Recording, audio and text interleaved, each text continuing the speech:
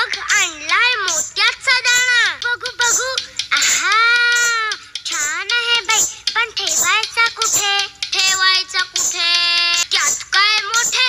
बांधूया घरटे. झाडाच्या फांदीवर बांधूया छोटे घर. चला चला लवकर काम करू बरोबर. मी आणते कापूस, मी आणतो काड्या, मी आणते गवत, मी आणतो दोरा.